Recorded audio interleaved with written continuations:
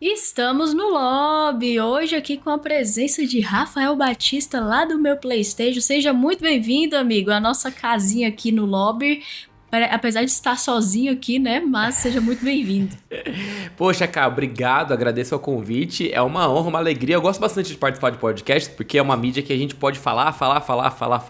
E eu sou muito falador, então eu tô muito feliz pelo convite e obrigado por ter aberto esse espaço aqui. Que isso, a gente que agradece, é uma honra ter você aqui. E hoje a gente vai falar de coisa que você nem sabe, né? Poxa, então, eu tô com medo, porque é uma coisa que eu tenho pouca propriedade pra falar, né? Falar sobre PlayStation é uma coisa que eu ainda tô aprendendo a falar um pouco. Cara, hoje eu estou me sentindo muito vilela, com inteligência totalmente limitadíssima, mas a gente tá aqui com você, especialista, pra poder fazer desse episódio aqui um episódio pomposo pra quem for ouvir e gostar. Pô, agora eu senti o peso da responsabilidade. Sentiu, né? Senti. Sem pressão. Sem pressão, sem pressão. Então hoje, galera, pra você que tá ouvindo a gente aí, vamos embarcar em simplesmente uma viagem nostálgica pelo legado da PlayStation, que é aí uma das marcas mais icônicas do mundo dos videogames. E aí teve desde a sua estreia até aí os dias de hoje, vem moldando gerações de jogadores, transformando aí as nossas ideias sobre videogame, qualidade e trazendo muitos momentos inesquecíveis. E tudo começou lá em 1994, claro, irei falar de história aqui, afinal sou eu, vocês já estão acostumados.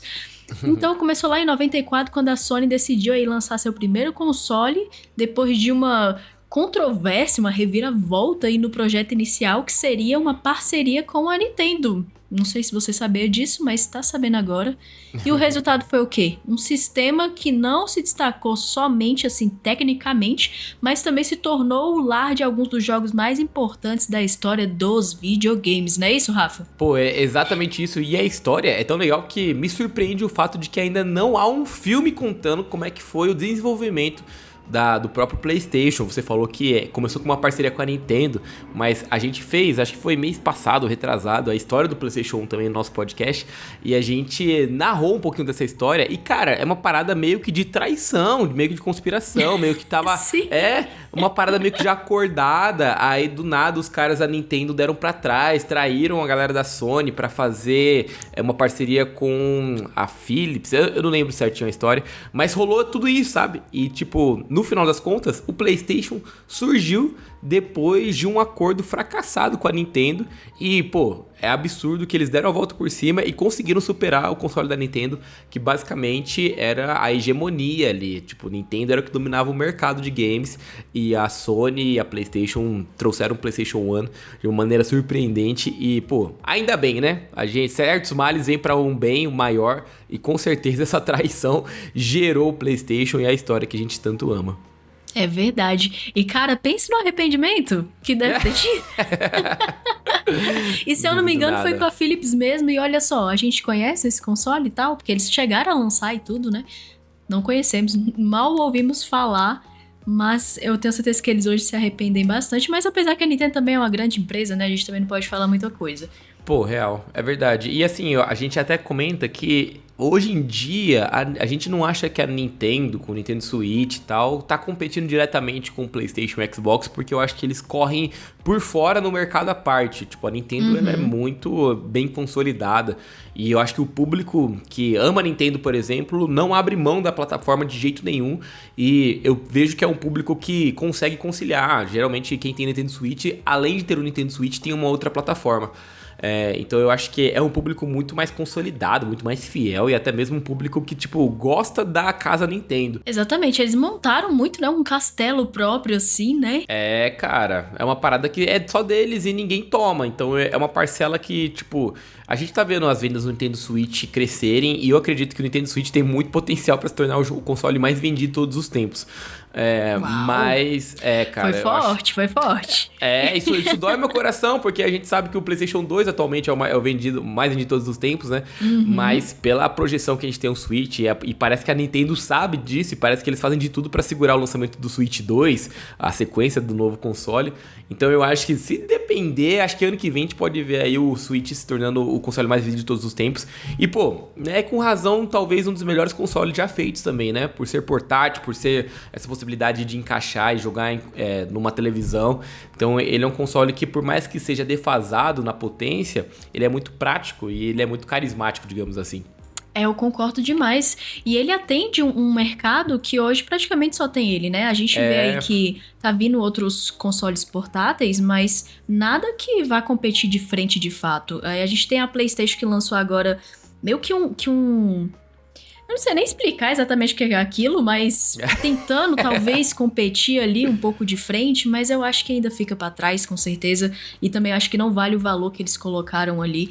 Mas... seguem tentando, né? Nintendo aí superior na parte de consoles portáteis. Mas a gente está aqui para falar de PlayStation, não é mesmo? Verdade. E a gente precisa dizer aqui uma verdade absoluta que é: cada console que a gente teve aí de PlayStation lançado até hoje trouxe clássicos que marcaram a história tanto das nossas vidas quanto a história da indústria dos games em si. Né? Então a gente vai aqui hoje relembrar um pouco de jogos marcantes de cada console e vamos comentar aqui também alguns que marcaram as nossas vidas. E vamos começar, né, lá pelo PlayStation 1, que é o primeirão aí, o que fez história iniciando aí essa novela que vemos até hoje. E eu queria saber de você, qual é o jogo que você jogava no PlayStation 1 que marcou muito sua história, se você teve PlayStation 1? Pô, sim. Pô, a minha história com PlayStation eu digo que começa muito antes de eu nascer, porque a primeira compra de casal dos meus pais foi um videogame. Na época era o Mega Drive, e meus pais compraram o Mega Drive pra justamente disputar no Tetris quem ia lavar a louça. Então quem perdia ia lavar a louça. É uma parada bem clichê até de filmes e séries, mas aconteceu com meus pais de verdade.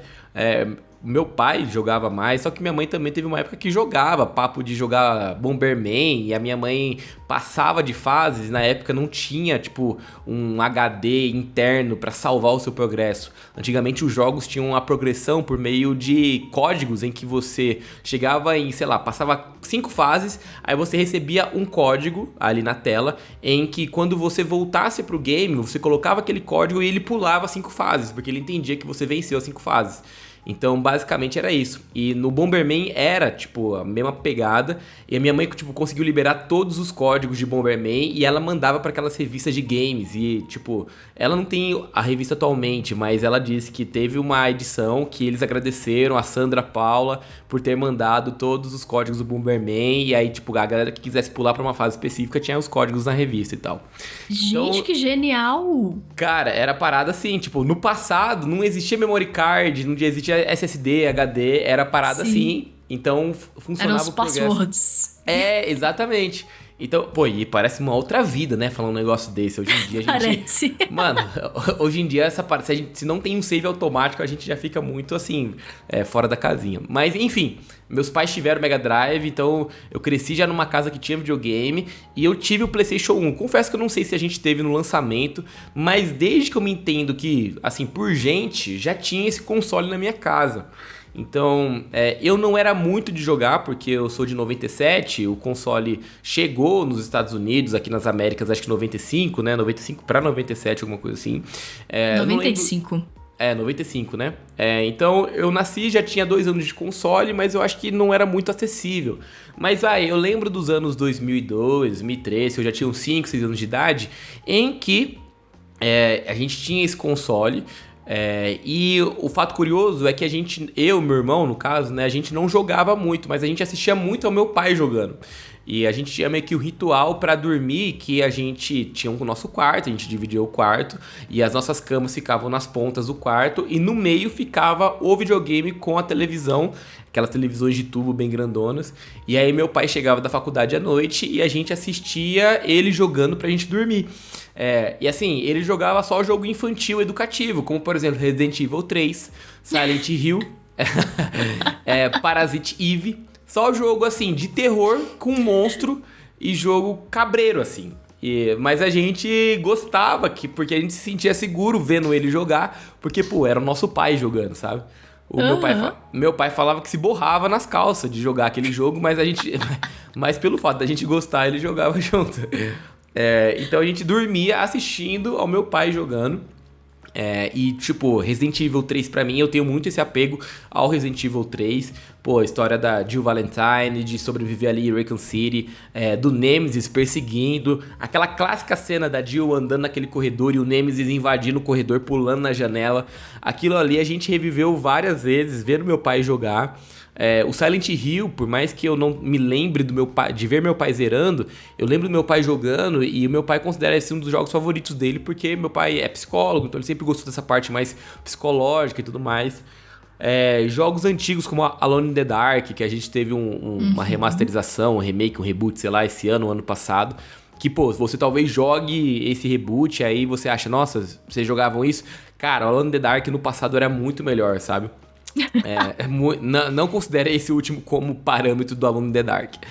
E é o pai dos terror, né? É o pai. Do gênero do terror. Exato. Ali o Survivor Horror, ele é quem conduziu toda essa safra, sabe?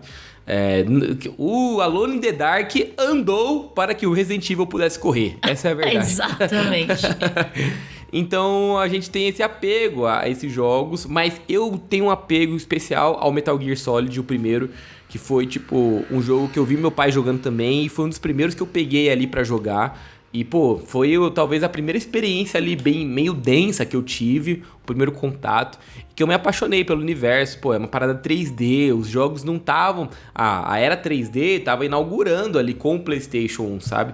Então era muito legal ver aquela história que o Kojima criou. Além do Metal Gear Solid, eu joguei demais, junto com meu pai também, o Castlevania Symphony of the Night, que marcou o meu gosto por jogos Metroidvania.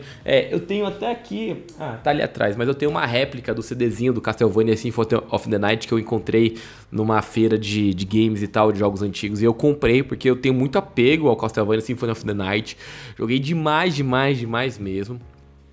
Tem alguns jogos clássicos que eu não sou tão apegado, tipo, por exemplo, Final Fantasy VII, eu não lembro de ter jogado no PlayStation 1, não lembro de ter jogado, não lembro de ter jogado Gran Turismo também, que é outro clássico, mas fui jogando jogos grandes, como o Crash, tipo, o primeiro e o segundo Crash, joguei horrores ali. Também jogamos demais Medal of Honor, nossa... eu amava, cara, era meu jogo favorito. Pô, jogo de guerra, assim, em primeira pessoa, antes de Call of Duty, antes de Battlefield, Medal of Honor, era simplesmente o jogo, tipo, hegemonia ali pra quem gostava de jogos de guerra. Acho que meu pai, toda vez que via o Medal of Honor na banca de jornal, ele comprava, assim, era absurdo. Comprava. Cara, absurdo. E o clássico Dino Crisis. Pô, Dino Crisis era o Resident Evil. Regininha. Regininha. Putz, o que eu tinha de crush na Regina era sacanagem. Aquele cabelo vermelho dela, putz, conquistava meu coração de forma absurda. E outros games até, tipo Siphon Filter, que é aquele jogo de espião e tudo mais. Pô, joguei demais também. Então eu tive uma boa experiência ali jogando PlayStation 1. Foi um console que eu tive muitos games legais que pude experimentar. E com certeza é um dos consoles que mais marcou a minha vida até. Nossa, mas você teve muita experiência boa mesmo. Sim. Eu citei aqui 5 jogos que foram jogos que realmente marcaram ali a geração do PlayStation 1. Só que eu esqueci completamente de Castlevania. A Roche fez o roteiro e errou. Poxa, não, tudo bem. Eu tô aqui pra ajudar, tá vendo? Eu falei pra vocês que aqui vocês não podem confiar muito em mim, não. Mas aqui o que eu coloquei foi justamente jogos que trouxeram alguma diferença aí na indústria dos jogos, e Castlevania com certeza trouxe. Não citei aqui, mas claro que a gente vai citar ele aqui com certeza. Mas você citou vários aqui. Vamos aqui fazer só um pequeno dossiê de cada um, né? Então, o primeiro que a gente vai falar aqui é Final Fantasy VII. Você disse que não jogou muito. Eu também não tenho muita experiência com Final Fantasy VII. Porém, eu sei que ele foi um gigantesco ali, né? Pra popularizar o gênero RPG fora do Japão. Porque no Japão sempre foi uma febre, né? E que trouxe muito essa narrativa e acho que desde o PlayStation 1... As cenas muito bonitas, né, dos jogos, desde o primeiro ali do Final Fantasy, eles trouxeram já esse gráfico 3D, assim, uma narrativa cinematográfica do negócio. Eles já não sabiam brincar desde o princípio. Poxa, e o Final Fantasy VII, eu acho que ele é tão marcante que todo mundo que pede, que fala qual é o seu Final Fantasy favorito, o 7 sempre tá entre ali o mais indicado, sabe? E ele aí trouxe, né, o sistema de combate. Sim, exatamente. Então são elementos muito importantes ali pra até a popularização do game. Isso, o sistema de combate por turno aí, que foi algo que foi baseado no Active Time Battle. Não me pergunte o que é isso, eu apenas fiz minha pesquisa. E tinha essa exploração, né, de um mundo vasto e a customização das habilidades. Então, assim, era uma coisa que aqui pro lado do planeta Terra não tinha se visto ainda coisas assim. E aí foi algo que fez essa popularização aqui pra gente também. E se você não sabe, Final Fantasy foi da Squaresoft, que hoje é a Square Enix. Conhece essa empresa? Pois é, já foi outro nome aí e fez Final Fantasy. Cara, aí a gente até mesmo desconsidera que o fato de que a Squaresoft, antes de se tornar a Square Enix, já era uma empresa muito grande até. Se eu não me engano, ela também era responsável pelo próprio Parasite Eve, que não tá nessa lista, mas, pô, é um jogo também que mistura ali combates por turno, mas ele flerta muito mais com aquele universo de terror, de survival horror como Resident Evil. Eles tinham muito essa pegada, né? De jogo mais denso, vamos dizer assim. Pô, um jogo sim. mais profundo, né? Eles sempre, na verdade, eles sempre tiveram. Não deixaram de ser até hoje. Eu acho que é o foco deles mesmo, tipo, de entregar experiências mais densas e tudo mais. Quando eles tentaram fazer algo bem mais leve, pô, o tiro saiu pela culatra como o Babylon's Fall, que acho que saiu há uns 4 anos atrás, 3 anos atrás, que era um jogo mais multiplayer e tudo mais. Horrível, horrível, horrível. Então eles sabem que o foco deles tá nesse tipo de experiência, single player, densa, RPG e tudo mais. Pois é, então continue fazendo jogos que vocês saibam fazer, tá? Verdade. Vamos otimizar o tempo e os serviços, tá, galera? Segundo aqui da lista, você também mencionou Metal Gear Solid, lá de 1998, que foi aí o pioneiro do gênero stealth, que trazia também essa narrativa mais profunda da Konami, dirigida aí pelo Hideo Kojima, que vocês também conhecem pouco, né? A pessoa, quando é muito fã do Hideo, é tipo louca, né? Não sei se você conhece pessoas desse tipo, porque daqui do meu lado, meus amigos que são fãs, eles são fãs mesmo, assim, de vestir a camisa. Não tem como. Eu sou Kojimete, como eu falo, né? Não tem como. Cara, eu assumo que eu pago pau pro Kojima e, pô, desde Metal Gear Solid até mesmo o projeto de Death Stranding, né? Eu fiquei muito chateado quando, por exemplo, não curti Death Stranding a primeira vez, mas eu dei uma segunda chance e realmente foi um sucesso, conquistou demais meu coração. Mas o Metal Gear, eu tive a oportunidade de rejogá-lo, foi esse ano ou ano passado? Acho que foi esse ano, com aquela coletânea, né? O Master Collection, que tem os 3 primeiros jogos. Então eu joguei o primeiro e agora com outra cabeça, até conseguindo compreender mais as nuances da história. E, meu, é obra irretocável pra mim. É um jogo que envelheceu muito bem. É um jogo que dá pra você jogar atualmente, porque os temas ali políticos são bem atuais. A jogabilidade, pô, funciona bem até nos dias de hoje. Então, eu de verdade sou muito Kojimete. O Kojima pra mim é um gênio. Ele é um cara muito à frente do seu tempo e é por causa disso que eu defendo Metal Gear e pra mim é um dos melhores jogos de todos os tempos, assim, o Metal Gear Solid. E teve aí sua importância estabelecendo o gênero stealth como um pilar da indústria aí dos videogames. Terceiro da nossa lista aqui, Resident Evil, claro, não podemos deixar de falar do queridinho da Capcom, que veio aí trazendo o survival horror, popularizou, né, esse gênero que muitas pessoas acham que nasceu com ele, mas como a gente falou aqui, foi Alone in the Dark que veio trazer esse tipo de gênero para o mundo dos games. E eu acho que Resident Evil é aqui onde eu falo que marcou a minha vida porque eu assistia muitos meus irmãos jogarem. Eles jogavam quando chegava do trabalho ali, mais perto de dormir, né? E era tudo escuro no quarto ali. E eu sentava morrendo de medo num cagaço, mas assistia ele jogando. Não entendia nada, mas lembro também da questão do Nemesis correndo atrás. Nossa, eu ficava cagada de medo. E tinha os cães também, né? Sim, tinha. Os cães dali, nossa, velho, eu morri de medo. A galera hoje em dia tem essa discussão, tipo, você mata os cachorrinhos, mas eles não têm culpa. Meu amigo, o que você quer que eu faça? Você quer que eu faça carinho no bichinho? Desculpa. O bicho ali querendo comer minha perna. Não dá. O bicho já não é mais um cachorro, é um bicho que tá sofrendo uma mutação ali. Então, desculpa, mas é eu ou o bicho e é eu sempre, sabe? É isso, deixou de ser cachorro.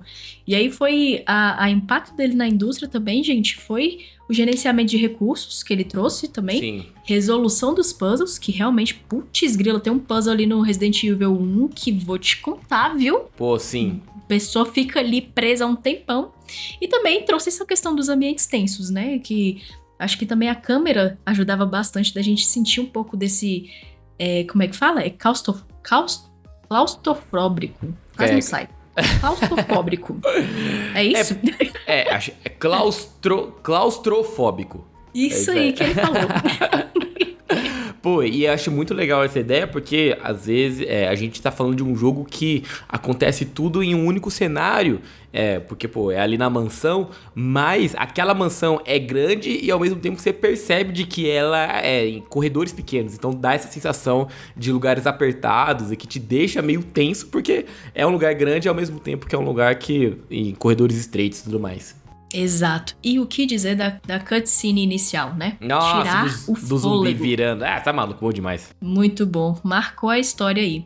Quarto da lista, Crash, obviamente, que aí foi o mascote, né? E o símbolo do PlayStation 1, sem dúvida alguma. Você fala de PlayStation 1, você lembra aqui do Crashzinho, ó, vem na sua mente aqui.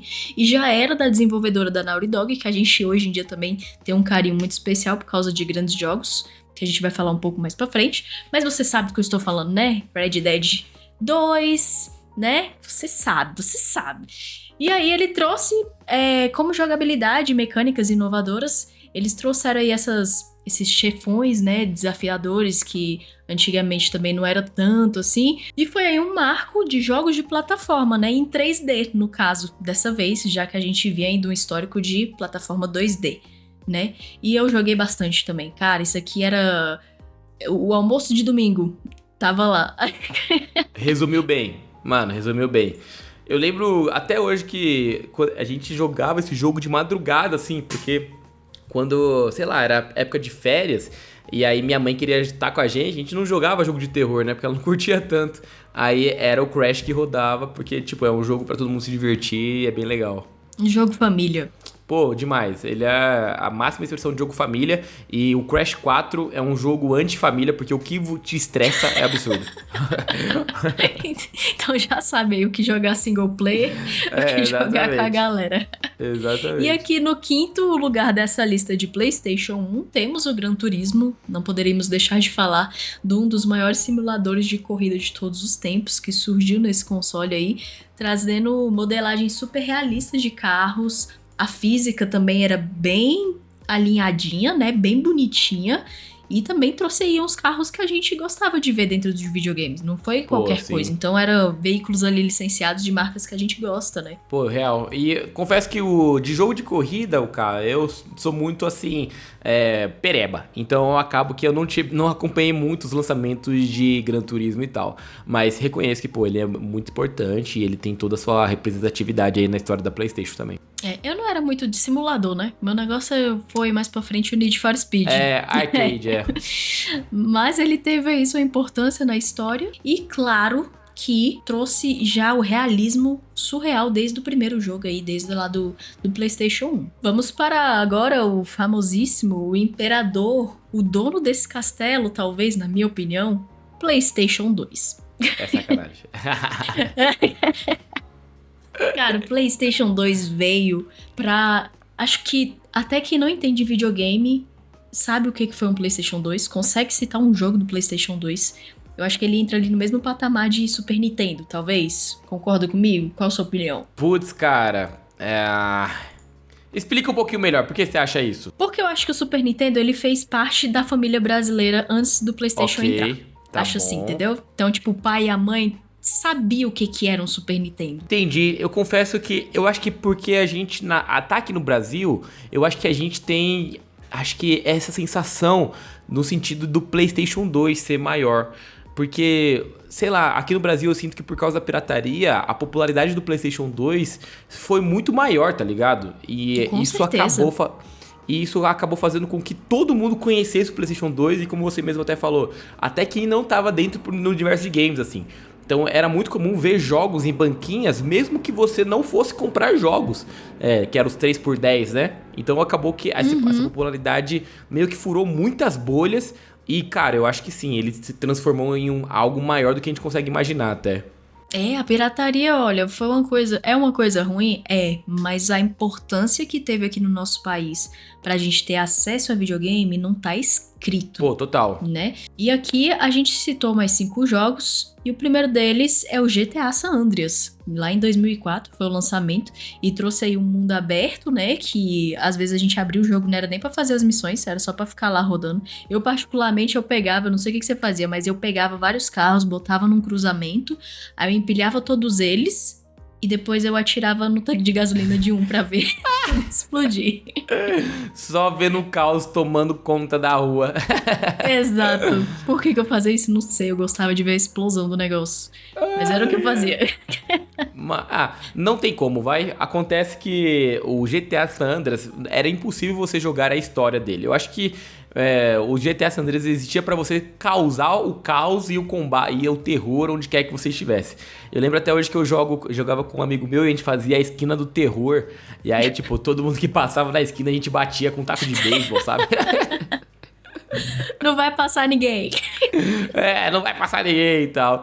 E aí, então, tipo, eu não lembro de zerar a história de GTA San Andreas, mas, pô, o que eu jogava desse sentido de tocar o terror era sacanagem também. Exatamente. Eu também jogava muito com amigos, era literalmente um passatempo mesmo. Não zerei GTA San Andreas, eu comecei a jogar ele depois que ele entrou no catálogo da Netflix. Pra quem não sabe, Netflix Tô tem ligado. jogos aí no celular.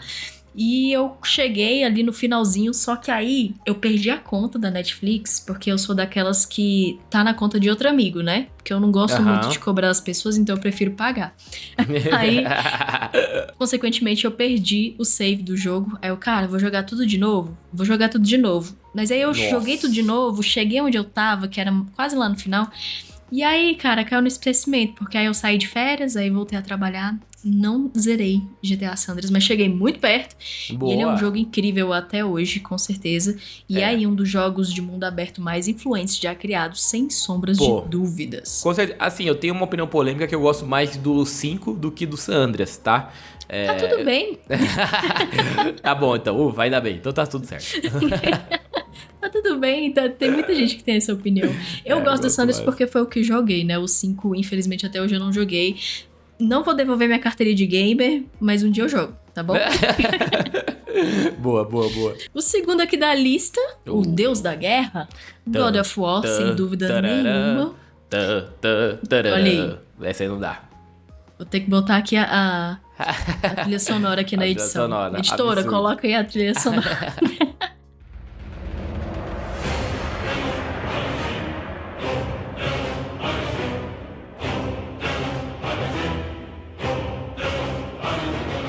E com certeza foi um jogo que trouxe aí. Ele trouxe, né, essa parte mais histórica, né, de mitologia pros jogos e tal. Eu acho que isso também valeu muito pra poder ganhar o coração dos jogadores. E claro que um hack slash também ganha o jogador também, aqueles que também tem o primeiro contato, eu acho. Acho que um hack slash ganha, não ganha? O que você acha? Eu acho que, pô, hack and slash é um gênero muito fácil de você gostar. Por mais que, tipo, é um gênero também muito fácil de você ficar bem entediado, porque é o mesmo amassar de botões. E o próprio God of War talvez seja isso, né? Tipo, os primeiros, eles têm uma jogabilidade muito mais fácil, fácil no sentido de muito prática, que é quadrado, quadrado, triângulo. Se você repetir esse combo do início ao fim, você ganha o jogo, sabe?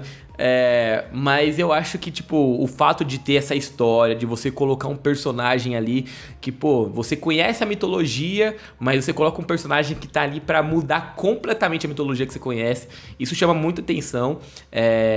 Pô, era gostoso de jogar com Kratos, né? Você sentia os golpes, você sentia a fúria dele. E, pô, God of War não tem jeito, talvez é a franquia que mais bem consolidada e estruturada ao longo dos anos. Tento a dizer assim. Todo mundo conhece God of War, mesmo quem não jogou. Tipo, é o cara careca que é raivoso. Todo mundo sabe quem é o Kratos. Então, pô, é muito bem estruturada essa franquia, não tem jeito. É verdade. O combate frenético chama muita atenção. Até pra quando Demais. você não tá jogando, você vê alguém jogando, a pessoa para ali pra ficar dando uma olhadinha, né? Não tem como. Pô, demais. E isso foi marcante ali pra mecânica e jogabilidade de God of War no PlayStation 2. E eu acho que isso fez com que o jogo ficasse icônico também. Fora alguns puzzles ambientais ali que também não era tão difícil, mas também você tinha que dar uma analisada no que você tava ali, onde você tava. E trouxe aí o Kratos como um dos personagens mais reconhecíveis aí dos videogames, que também eu acho que qualquer pessoa aí que olhar vai saber que, tipo, não, ele pode não saber o nome, mas sabe que é de um videogame. Pô, exato. Perfeito. Resumiu bem. Aí vamos pro meu queridinho. Terceiro dessa lista aqui temos Shadow of the Colossus. Eu quero saber de você, porque quem me ouve aqui, quem me assiste, já tá cansado de ouvir eu falar de Shadow. Porque é o meu jogo, um dos meus jogos favoritos. E eu queria saber de você, você chegou a jogar Shadow, como é que foi sua experiência? Pô, como não jogar? Eu joguei no PlayStation 2. No PlayStation 2 foi a experiência que eu zerei. E joguei quando tava indo pra adolescência. E realmente me marcou muito. Mas assim, é o tipo de jogo que, por ser muito subjetivo, por ele não jogar muito a história na sua cara, você meio que fica assim, tipo, pô, legal, mas não entendi nada. Aí no PlayStation 4 lançaram aquela versão remasterizada e tudo mais. E aí eu zerei de novo e aí eu consegui compreender as nuances. E de verdade, só melhorou. Pra mim a experiência só melhorou, ficou muito mais legal. Tanto é que eu platinei em live. Então, tipo, tinha que matar os gigantes lá em um tempo corrido. Tinha o speedrun e tudo mais. Fiz tudo que tinha pra fazer. E de verdade é um dos jogos que eu acho mais geniais, assim, né, em como ele entrega a história sem ser muito explícito, mas as coisas vão acontecendo de uma maneira subjetiva e que você tem que prestar atenção no que tá acontecendo ali. Nossa, exatamente isso. Eu falo muito aqui que ele trouxe essa abordagem do design de subtração, que são coisas, até mesmo na HUD, né? Não é cheio de informação, tanto na história, quanto no cenário, quanto nas mecânicas que você faz. É simples e objetivo. Sobe no cavalo, levanta a espada, vai lá e mata. Ponto. Exato. E eu gosto muito disso porque te deixa muito aberta a imaginação, né? Então, eu acho que a sua experiência quando criança ali, você teve uma, igual você falou, e agora você teve outra porque você foi entendendo um pouquinho de as migalhas que o jogo te dá de história, né? Pô, sim. E você monta ali sua narrativa, e isso aí trouxe uma experiência artística muito única pra época, tanto em questão dessa questão do design de subtração, quanto do jogo em si nos gráficos, né? É um jogo muito bonito pra época. Sim, cara. Que eu acho que lembrar de jogos bonitos como ele me vem à cabeça somente Final Fantasy. Porque eram jogos que sempre tava ali, parecia que tava no talo, né? Os gráficos assim, tipo, cara, é o que a gente consegue fazer aqui, então bora fazer bonitão desse jeito. É que ele tem esse design de arte, assim, essa direção criativa muito forte, sabe? É muito autoral, muito autêntica. Então é meio que complicado algum outro jogo ser tão criativo e tão artístico como ele era, né? Tipo, qual outro jogo bonito, tão quanto bonito seria? Pô, eu achava o God of War bonito, mas não é do mesmo nível também, sabe? O Shadow of the Colossus parece que ele tem um teor... Sei lá, eu acho que é por causa da direção mesmo. Acaba sendo que ele tem mais bonito por causa disso, sabe? E é isso aí, gente. O jogo é lindo, maravilhoso. Joguem. E elevou aí os jogos de forma criativa, narrativa, arte narrativa. Foi só sucesso. Quarto da nossa lista, Metal Gear Solid 3 Snake Eater, que evoluiu a franquia com mecânicas de sobrevivência. Esse aí ele trouxe, né, ele meio que marcou, né, o ápice da franquia mesmo do Metal Gear. Foi, o Snake, tem muita gente que discute se o melhor é o 3 ou o 4, que é o Guns of Patriots. Só que o Guns of Patriots, se eu não me engano, foi pra PS3 só. E porque o 4 acaba que, tipo, fecha a história do Solid Snake, né? Mas eu tô pra jogar o 3 ainda, eu não lembro de ter jogado... Eu lembro de ter jogado, mas eu não lembro de ter zerado. E o 4 eu acho que eu não joguei, então eu acabo que não tenho muita opinião formada sobre eles. Mas eu lembro de ter jogado Snake Eater e uma das coisas que mais me surpreendeu na época que eu joguei é o fato de que a gente podia personalizar a roupa do Snake e aí, conforme a gente personalizava, aumentava o nosso nível de camuflagem com a área. Então, se você tava usando uma roupa que tinha toda aquela parada verde de mato e você estivesse rastejando, então o seu nível de camuflagem aumentava. Mas no momento que você saía para uma área mais urbana, você podia trocar por uma roupa que parecia meio que piche, meio que asfalto, para você se misturar com o ambiente também. Então eu lembro que eu vi essa parada e eu achava, meu Deus, que coisa mais louca, que irado e tal. Então o Snake Eater, muita gente gosta, mas de verdade, eu joguei mais o 2, que é o Sons of Liberty. Que, pô, eu joguei demais o 2, gosto demais do 2 também, mas como eu falei, vou jogar o 3, acho que até ano que vem eu jogo, e aí aí você me convida de novo pra estar aqui, cara, e aí depois eu venho com opiniões formadas. Beleza, vamos ter o retorno já de Rafael aqui no Lobby. Top. Tá bom? Quinto jogo, Kingdom Hearts, que é aí um jogo diferentão, eu digo assim. Legal. Porque você nunca imaginaria que a Disney seria um RPG e colocaria todo mundo junto num mundo só. E de repente tá todo mundo lá fazendo coisas mágicas ao mesmo tempo. Isso é doideira. E fez com que isso tornasse ele tão grandioso quanto ele é hoje. Porque realmente não é algo que você espera da Disney, né? Você jogou... Pô, o Kingdom Hearts eu joguei, mas não na época do PlayStation 2. Eu joguei quando eles lançaram aquela versão 1.5 mais 2.5 remix, que daí vem, tipo, todos os Kingdom Hearts numa mesma coletânea. É porque, assim, o Kingdom Hearts virou uma sacanagem, virou uma parada que ninguém tem mais controle. Eles começaram que, tipo, vamos misturar a Disney e tal, legal. Aí, do nada, começou a dividir a alma, aí virar clone, aí não sei mais o que, aí universos com outros jogos que não existem. Então, virou uma loucura. Então eu joguei quando eles lançaram essa coletânea que tem todos, tem tipo prequel, sequel, sei lá mais o que. E de verdade, eu nunca tive a oportunidade de jogar no PlayStation 2, mas joguei no PlayStation 4, foi, que teve essa coletânea, e eu gostei. Eu me surpreendi pelo fato que ele é bem criativo, ele é bem carismático, o fato de ter vários elementos ali que, tipo, conversam com a área, o lado fantasioso da nossa vida, é muito legal. Então eu recomendo até mesmo jogar hoje em dia, eu acho que é uma boa franquia pra se conhecer. Nossa, eu tenho um amigo chamado Murilov, sabe? É a paixão dele, é esse jogo, ele vive falando pra eu jogar. Irei jogar porque realmente é um jogo muito interessante. Mas depois da sua fala, eu acho que eu vou mais pros primeiros mesmo, pra não me perder tanto na bagunça que virou. Boa, eu confesso que é o tipo de jogo que não dá pra você, tipo, começar no 3, vai?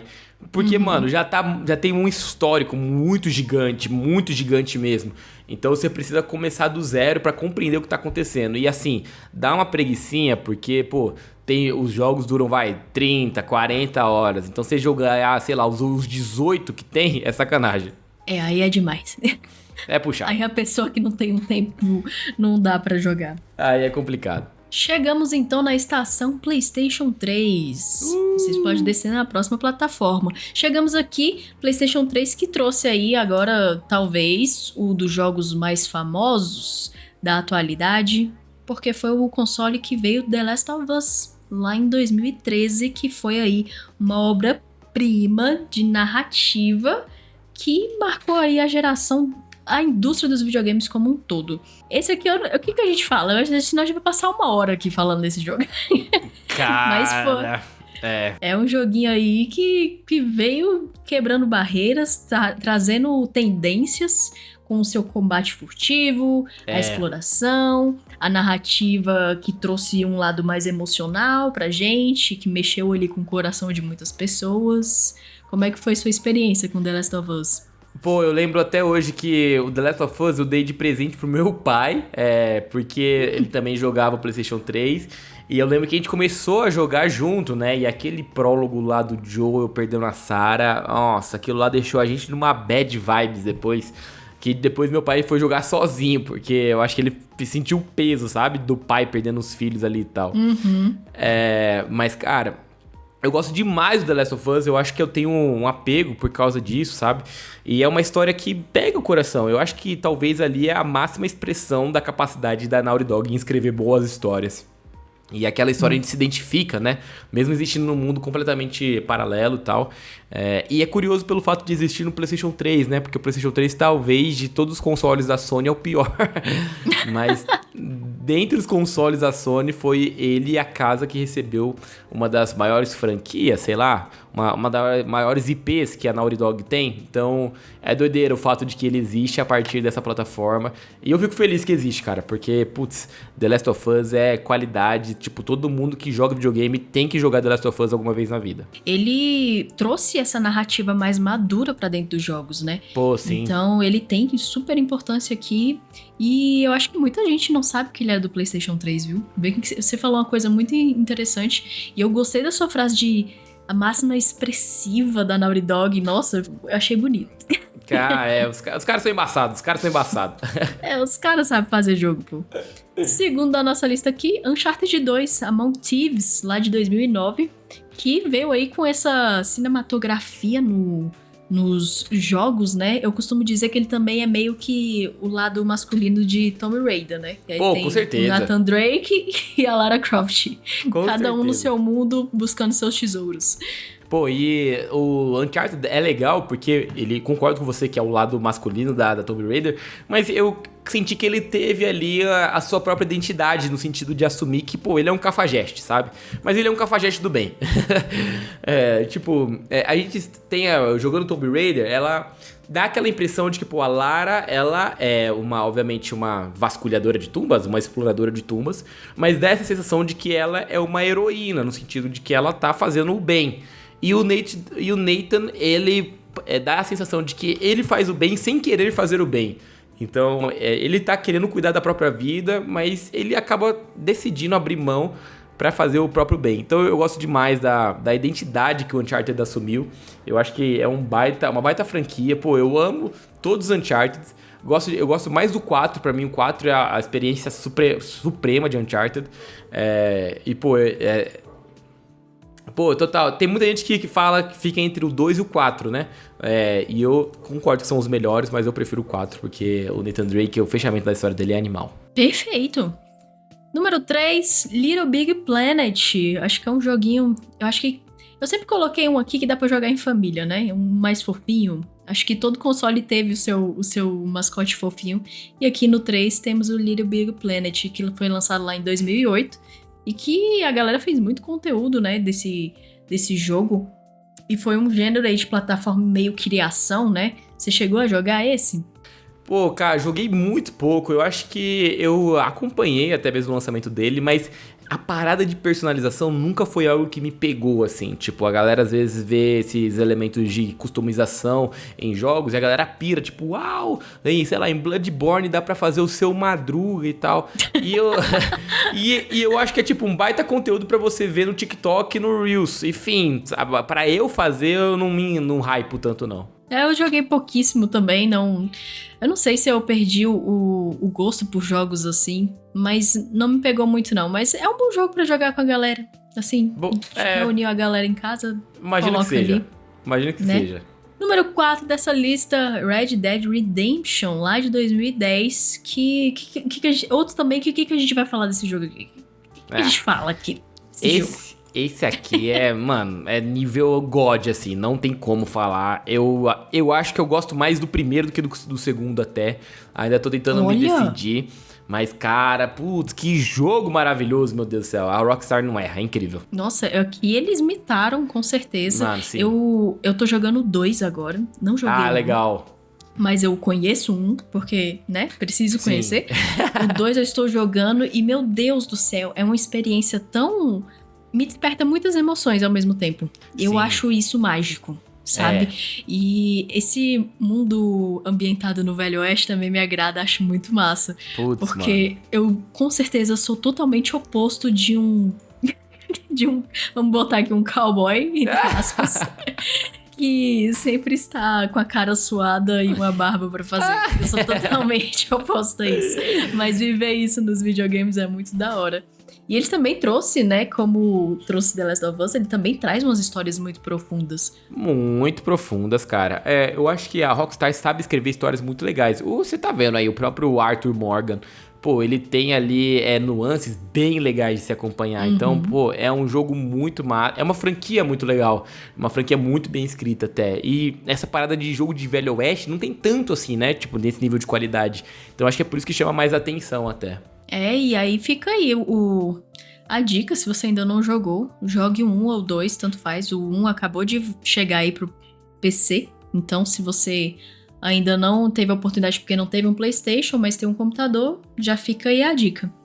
E aqui no PlayStation 3, eu coloquei um joguinho que fez muito barulho quando ele foi lançado, e ele é indie. A gente até agora só falou de jogos de grandes estúdios, né? Eu trouxe aqui Journey, de 2012, que é aí o jogo da Tech Game Company, que traz uma experiência indie marcante e emocional também, porque eu acho que hoje em dia os jogos indies estão tocando muito nessa questão emocional, né?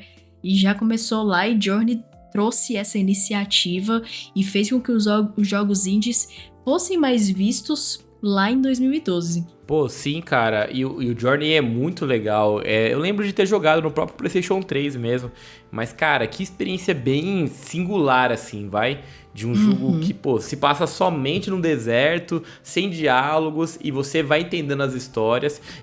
E uma das coisas legais do Journey é que também foi criado, foi auxiliado ali pelo desenvolvimento da Santa Mônica, que, pô, fez os jogos mais violentos que a gente conhece, que é o God of War, né? Então eles estiveram ali juntamente com outras desenvolvedoras na criação desse projeto, no port pro PlayStation. Pois pronto, então Journey fica aí também a dica, hoje em dia ele é bem mais acessível, dá pra você estar jogando aí também.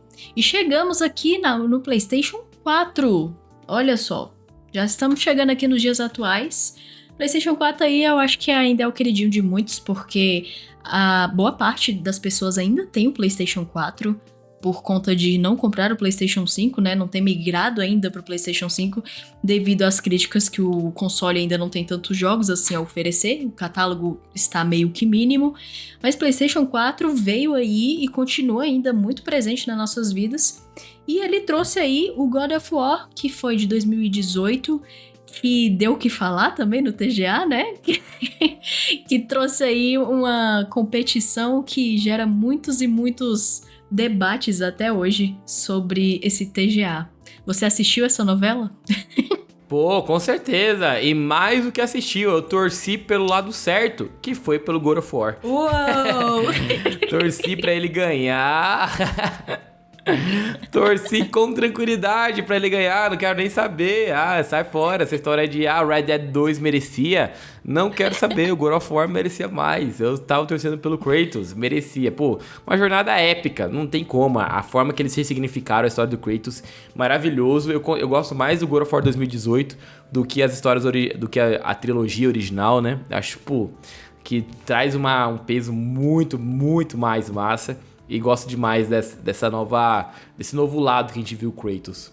Eles reinventaram a franquia, né? Trazendo demais. Esse emocional novamente, como a gente falou aqui, uma profundidade, trazendo ali também a questão de mais familiares. Não que a gente não visse isso na trilogia, né?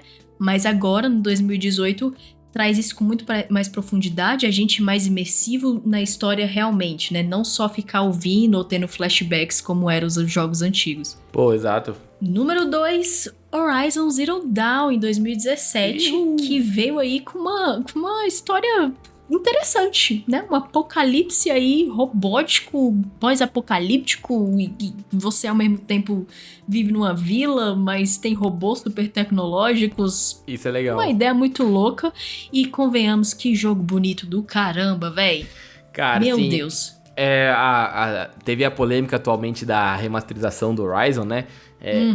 Mas, mano, o que já era bonito ficou ainda mais bonito. Então é surpreendente como é que eles conseguiram dar um passinho a mais. E é de verdade uma IP bem legal, que, pô, foi inaugurada pelos mesmos desenvolvedores de Killzone. E essa nova visão ali da franquia, de uma franquia completamente inédita, bem massa, cara. Eu gosto bastante de Horizon. Só tenho pena dele porque todos os Horizon lançados foram sucumbidos por jogos, assim, muito maiores. Em 2017 a gente teve o Legends of Zelda Breath of the Wild. E quando lançou o Forbidden West, que foi a sequência, lançou no mesmo ano o God of War Ragnarok. E 2022, o que mais teve também? Elden Ring. Isso, Elden Ring. E eles sempre colocam muito pertinho, cara. E muito acaba triste. que ele é engolido. Galera aí do marketing Vamos analisar Games, melhor. galera. Analisa Vamos conversar melhor. aí melhor com as publishers.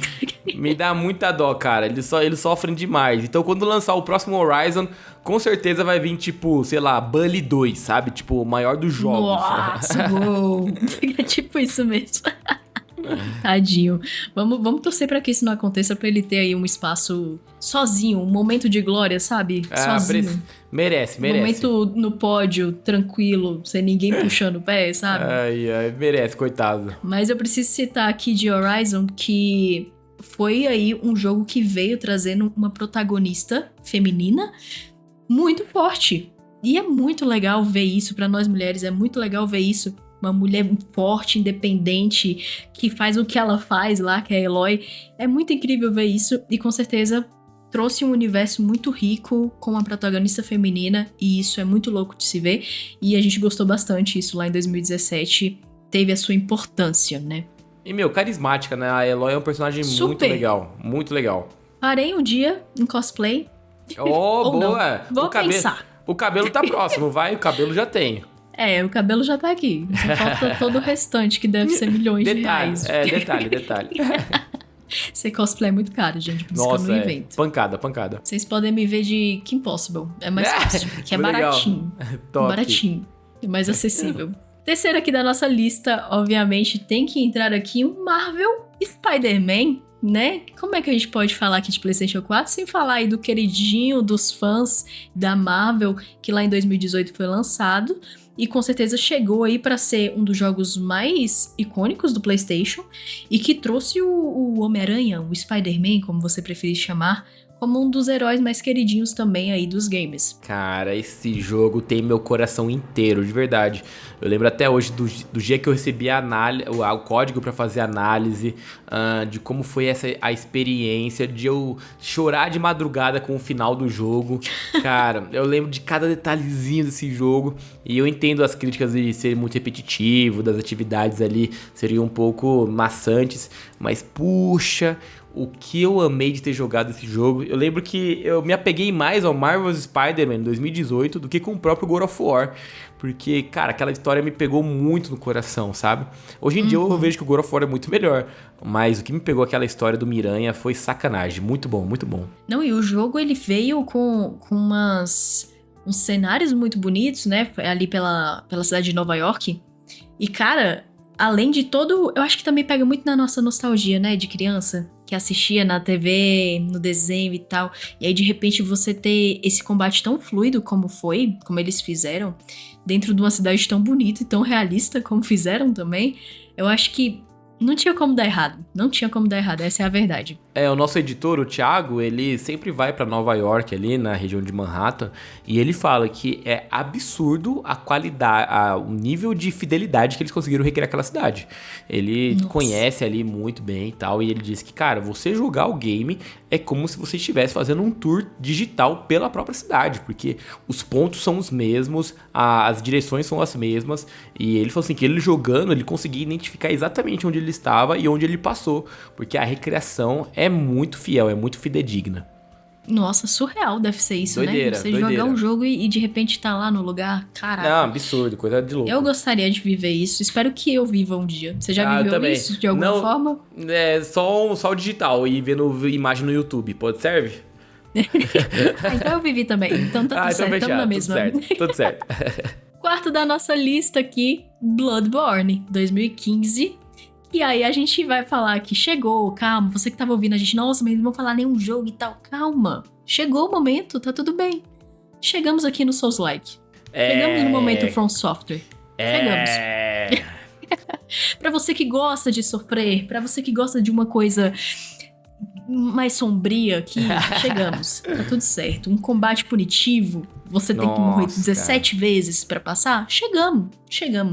E é isso, né? Bloodborne refinou aí o gênero Souls-like e se tornou praticamente um clássico cult dos videogames. Cara, por todo lugar que eu passo, eu levanto um movimento da Sony liberar o Bloodborne do cativeiro que ela colocou. Porque, olha, só ela é a única desinteressada em não fazer um remake, em não fazer uma sequência. todo mundo clama, todo mundo pede. Pô, é um Souls-like? Mas eu acho que dentro do Souls-like ele é um dos mais acessíveis, assim. Ele é uma experiência que te conquista pelo visual ali, meio gótico, meio era vitoriana. Então, pô, é uma experiência muito legal. E por mais que seja Souls-like, mano, é um gameplay de ação que vale muito a pena você dar uma chance. Hoje em dia, eu confesso que eu não sei se eu consigo jogar, porque o fato de estar em 30 quadros por segundo me pega. Mas, se você não se importa com isso, dê uma chance pra Bloodborne. Ih, olha lá o cara, bicho, não consegue... Putz. 30 FPS. Não, eu confesso que eu não ligo tanto. Eu joguei o Forbidden West, por exemplo, a 30 FPS, não me incomodou. Mas o Bloodborne me pega, porque o 30 FPS do Bloodborne parece que eu tô jogando a 15. Tipo, tudo travado, tudo meio que, sabe, engasgado. Aí eu não consigo. Eu tentei, mas não consigo. Então não tem muito o que fazer, não é mesmo? Exato. E aí, claro, falamos dele aqui, gente, tá tudo bem, chegou nesse momento pra vocês, então vamos pro próximo momento que você também deve estar pensando aí, tipo, ai, cadê meus jogos de samurai que vocês ainda não falaram? Chegamos também, tá, gente? Quinto aqui da lista de PlayStation 4, temos Ghost of Tsushima, aí também que traz aí uma homenagem ao Japão feudal, você que gosta aí do Japão, é um jogaço, é um prato cheio, né, Rafa? Pô, total, cara. E assim, empolgadíssimo pra sequência Ghost of Yotei, que vai sair no ano que vem. Mas o Ghost of Tsushima, pô, outra franquia aí que foi estreada recentemente, né? E, mano, que franquia sensacional ali no Jin Sakai, controlando esse personagem. Pô, época de samurai, muito legal. Uma direção de arte, nossa, de arrepiar. Esse jogo é lindíssimo. E a qualidade também dele é impressionante. Vale demais a pena jogar o Ghost of Tsushima. Se fosse pra jogar algum jogo de PS4, eu recomendaria o Ghost of Tsushima, que é muito fácil de você gostar dele. Mas tá aí, Ghost of Tsushima é literalmente uma carta de amor à cultura japonesa. Então, se você gosta do Japão, tá aí um jogo recomendado também aqui pra você, cheio de recomendações. Essa lista inteira você pode puxar aí pra jogar, que você não vai se arrepender. Pô, assim, uma curiosidade bem legal, que eu não sei se é a ilha de Tsushima, essa ilha existe, mas eu não sei se foi a ilha ou se foi o governo japonês, sei lá o que, mas eles deram, tipo, uma carta, uma placa, eles deram um reconhecimento pra Sucker Punch, tipo, parabenizando ou os considerando meio que como cidadão japonês, assim, meio que uma parada dessa, por ter tratado a cultura oriental de uma maneira tão, assim, cuidadosa e de forma excelente. A Sucker Punch é um estúdio ocidental, é um estúdio dos Estados Unidos, mas eles trataram essa cultura oriental de uma forma tão única que ali a região meio que homenageou eles com essa forma, meio que uma placa, com uma carta, sei lá o que era. Mas tá aí pra você ver o nível, tipo, como você falou, é uma carta de amor pra quem ama cultura japonesa oriental, é absurdo. Nossa, então um selo super de aprovação dos próprios japoneses. Cara, é um selo mega de aprovação, é absurdo, é absurdo. Tá aí, então. Gente, chegamos ao PlayStation 5. PlayStation 5 ele. aqui. Eu listei aqui 5 jogos, mas vamos saber do Rafa aqui.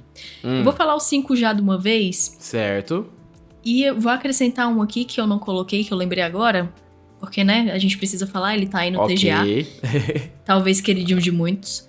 Mas primeiro temos o Demon's Souls, que foi o remake aí feito, né? Falamos de Demon's Souls, tá tudo bem, não precisa sair do vídeo nem do podcast agora, tá? Falamos, tá tudo certo. Número 2, o Horizon Forbidden West, né? Sim. O número 3, o Spider-Man 2. O 4, o jogo que eu não sei falar o nome, então eu vou falar Ratchet Clank Rift Apart. Deve Tá ser certo. isso. Amém. Não invoquei nada. Pastor, porque se eu invoquei já repreendi. Já mata aqui agora, já. É isso, em nome de Jesus. E número 5, Final Fantasy XVI, né? Que aí... Falei aqui o 5 por quê? Porque também temos o Black Myth Wukong. E você colocaria mais algum nessa lista de PlayStation 5? Astrobot? O Astrobot vem forte agora. Eu vou colocar um que não vai estar no mesmo nível, mas que eu sempre falo dele porque eu acho que ele é muito subestimado. Que foi lançado lá em 2021, chamado de Returnal. Sim! Cara, o Returnal, ele faz um uso tão legal do DualSense e ele é um gameplay tão gostosinho que é sempre legal falar dele, porque ele sempre tá esquecido nas listas, assim, sério. É verdade. E é um exclusivo, sabe? É um exclusivo, só tem pra PlayStation 5, mas a gente pouco fala sobre o Returnal. Mas, cara, que jogo legal. Ele foi lançado em 2020, mas parece que ele foi lançado ontem. Da qualidade que ele tem, pô, da jogabilidade de ação. Ele é um roguelike, então, tipo, você morreu, volta pro início. Mas ele é um roguelike muito viciante, muito acelerado, muito intenso. Então você meio que não fica frustrado por ter morrido, mas você quer ir cada vez mais longe. Então vale a pena demais jogar o Returnal. É claro que a gente tem outros, como, sei lá, o God of War Ragnarok, que foi recém-lançado. A gente tem o Marvel's Spider-Man 2 também, que chegou faz pouco tempo. Mas eu queria falar do Returnal porque eu acho que vale a pena falar dele. Porque, cara, ele é um jogo muito, muito legal, mas pouco falado até. E ele, se eu não me engano, ele veio numa versão especial quando era o PlayStation 5 no início, não era? Eu tô enganada? Uma versão especial, não. Eu acho que ele veio normal, porque ele só tem para o PlayStation 5. Ele não foi lançado para o PlayStation 4. Não, eu digo versão especial que vinha o jogo junto com o PlayStation. Era algo assim? Putz, eu acho que tem uns bundles que, tipo, você compra o PlayStation 5, aí vem o Returnal. Isso. Mas aí sim, eu acho que tem, inclusive, que é um bundle que você vem o Returnal e o Ratchet & Clank. Aí eu acho que vem os dois jogos incluídos já no PlayStation.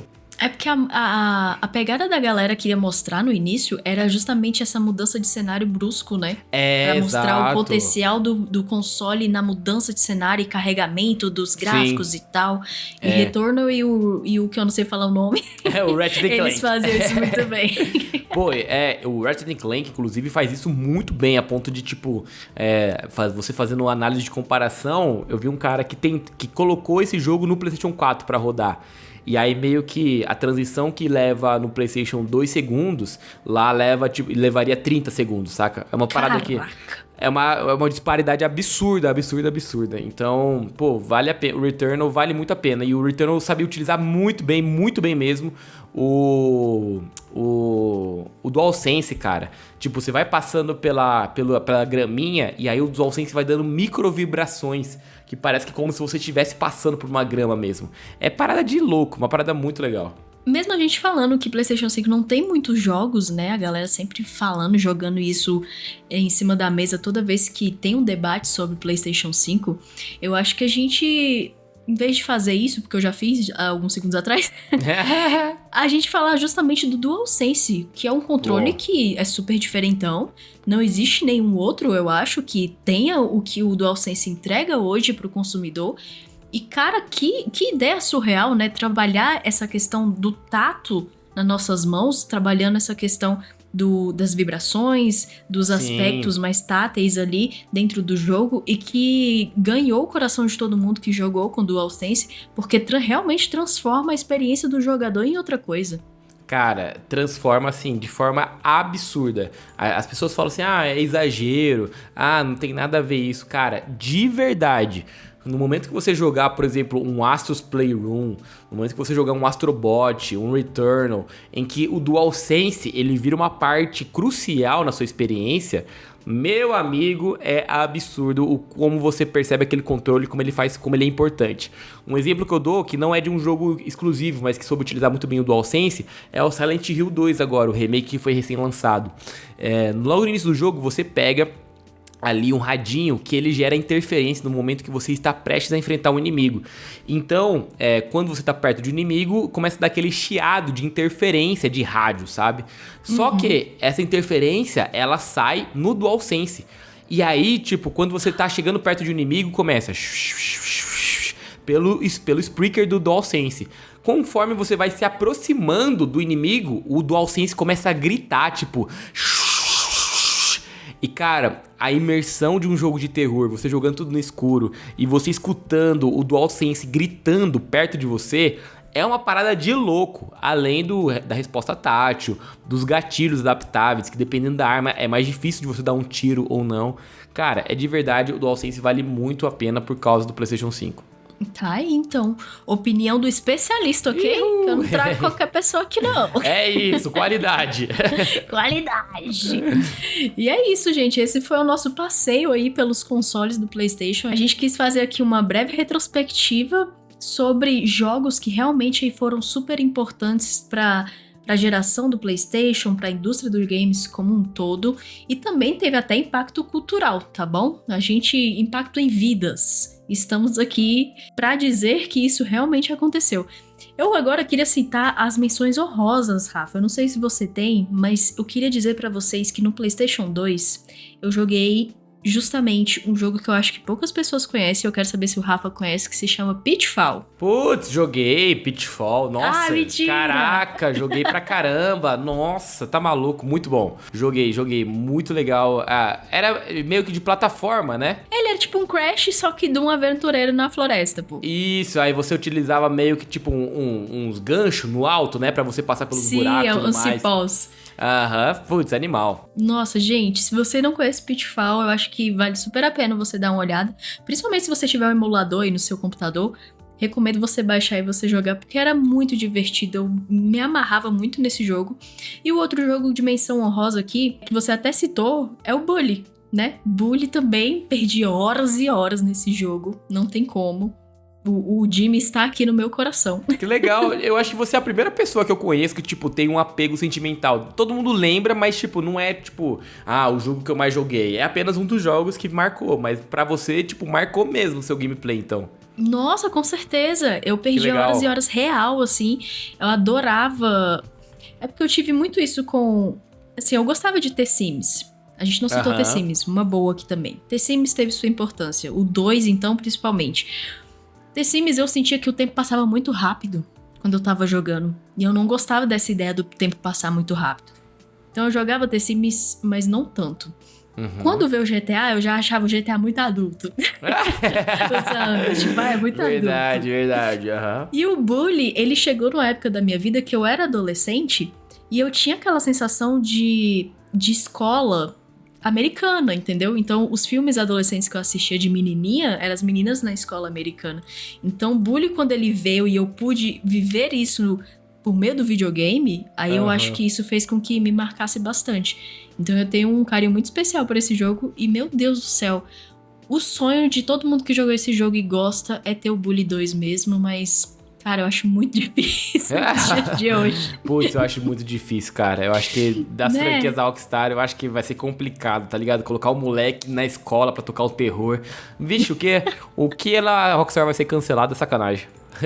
Exatamente, eu acho que eles não estão propensos a isso, não. Eles estão... eu tô de boa, galera. Obrigado, mas... Tô tranquilo. Tô de boa.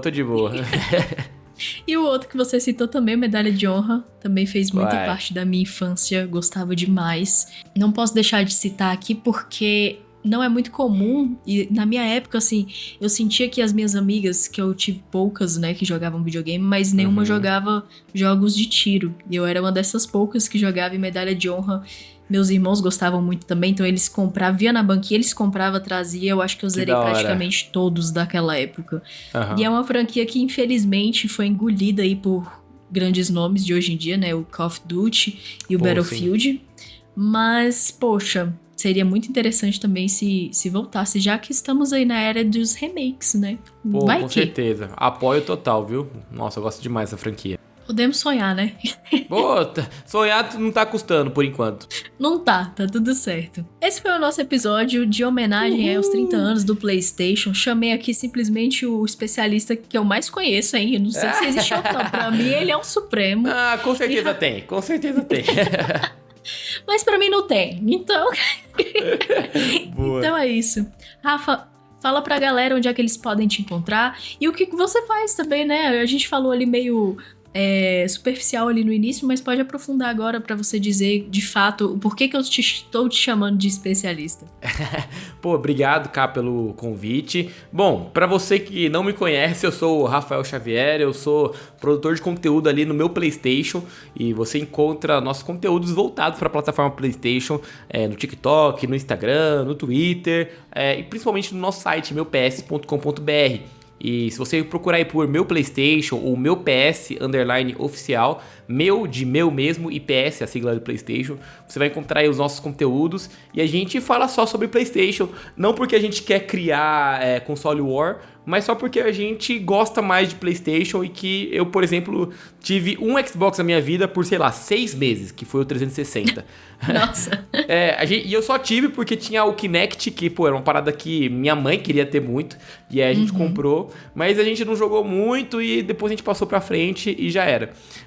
Mas a gente fala só sobre PlayStation por ser o nosso zona de conforto, o lugar onde a gente tem mais propriedade pra falar, e a gente faz análise, solta conteúdos especiais, tutoriais, hard news, que é o nosso principal foco de notícias ali. A gente deixa a galera por dentro das principais notícias do mundo dos games. E, pô, muita alegria ter sido convidado. Fico feliz por ser conhecido como especialista, mas eu só me considero como uma pessoa que gosta bastante de PlayStation e tô feliz com isso também.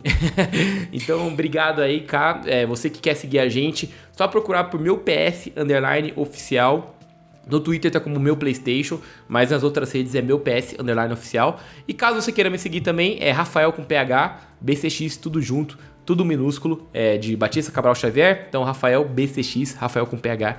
E obrigado aí pelo convite e fiquei muito feliz de verdade por essa oportunidade. Obrigado, Ká. É isso aí. Se você, então, quer ler um portal que tenha realmente nível excelência, assim, de notícias de PlayStation, já fica a dica aí. E eu que agradeço, Rafa. Muito obrigado por ter tirado um tempo pra conversar aqui comigo, fazer esse episódio, que foi muito gostosinho falar de PlayStation, porque foi bom mesmo. Foi o que marcou a minha infância. Também tive ali meu 360 por um tempo, mas meu console mesmo, minha era console acabou já tem muito tempo. Eu vim pro console Master, que é o PC, né? Sim, pô. Mas o PlayStation também tem aqui um lugarzinho no meu coração. E é isso, gente. Se você gostou desse episódio, já deixa seu like aqui. Se você tá ouvindo a gente no Spotify, avalie a gente com 5 estrelas. E não se esqueça de seguir a gente lá no Instagram, @nolobcast, pra você ficar por dentro dos próximos episódios que vão sair, tá bom? Eu te vejo na live toda sexta-feira às 8 horas da noite, ou em episódios esporádicos, igual vai ser esse aqui, que vai sair toda terça-feira. Então, se inscreva nesse canal e eu te vejo numa próxima. Um beijo e até mais. Joguem jogos. Tchau. Tchau, tchau.